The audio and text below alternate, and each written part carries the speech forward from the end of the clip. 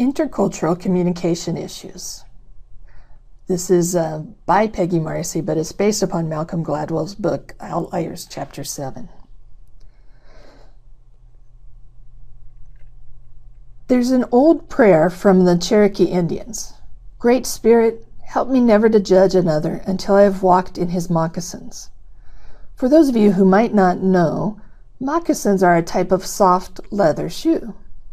This has usually been paraphrased as, don't judge another person until you've walked a mile in their shoes. The point is that each of us have different experiences, biology and culture, that impact how we view the world. Therefore, if your listener is not responding the way you expect them to, try walking in their shoes or hearing yourself from their perspective, and maybe you'll be able to spot where the communication breakdown is occurring. One of the worst things a teacher can do is assume that all of her students understand her exactly the same. There are always differences, even in homogeneous classrooms.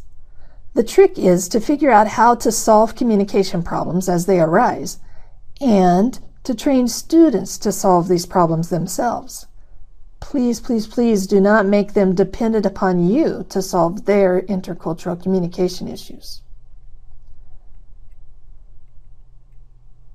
Malcolm Gladwell has a chapter in his book, Outliers, that pertains to the failure of intercultural communication.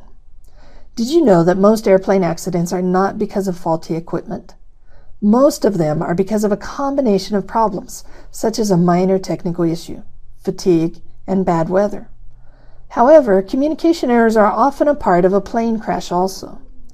Gladwell believes that culturally different methods of communicating are frequently involved. He gives several examples in his book, but let's look at one from a Colombian airliner called Avianca. They crashed in 1990 as they were approaching Kennedy Airport in New York City. The weather was terrible that night and resulted in hundreds of planes being delayed and rerouted. This Avianca flight was delayed 3 different times that night, first in Norfolk, Virginia, then in Atlantic City, and then at Kennedy Airport. There was also a small equipment issue in that the autopilot was malfunctioning. The other issue was pilot fatigue. So the exhausted pilot tried to land after over an hour delay in bad weather without the autopilot. His first attempt was aborted because of a sudden wind shift at the last second. But besides English not being their first language, that night the first officer was responsible for all communication with air traffic control instead of the captain. When they miss on their first approach, the captain says, "Tell them we are in an emergency," because they're running out of fuel since they've been forced into holding patterns at 3 different airports.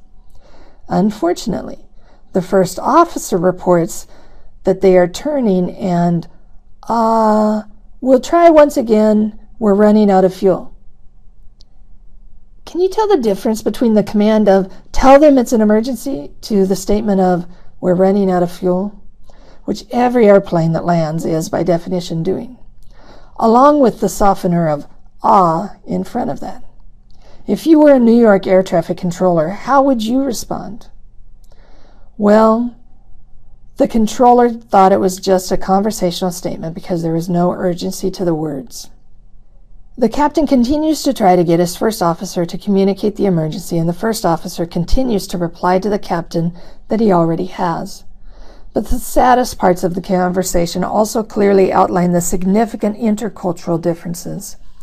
When the air traffic controller tells them they will get another chance in 15 minutes and asks if that is okay with their fuel situation, the first officer says, "I guess so, thank you very much," which is mind-boggling to me as an American. The captain asks what was said, and the first officer responds, "The guy is angry." Sadly, this is just about the last thing said before the plane crashes from lack of fuel. If we look at the 2 cultures for a second, we see an American air traffic controller used to very direct language and very low power distance. On the other hand is the Colombian first officer used to very high power distance and indirect language. Unfortunately, the first officer is caught between a domineering air traffic controller and a captain who's failing to take decisive action himself. Gladwell shares the results of a 1999 study by linguists Ute Fischer and Judith Orasanu. They asked a group of captains and first officers which of the following they would say in order to avoid the bad weather. 1. Command. Turn 30 degrees right. 2. Obligation statement. I think we need to deviate right about now. Suggestion. Let's go around the weather. Query. Which direction would you like to deviate? Preference. I think it would be wise to turn left or right. Hint. That return at 25 miles looks mean. Guess which one the captains chose? Of course, number 1, the command. But which one did the first officers choose? Number 6, the hint. The aviation community has been working on lowering the power distance between captains and first officers and have made remarkable improvement over the years. The next video in this series will attempt to apply all of this to the ESL classroom. In this video, we looked at how we need to approach communication by trying to walk in our listeners' shoes. Also, we examined how power distance and communication styles contributed to an airplane crash in 1997.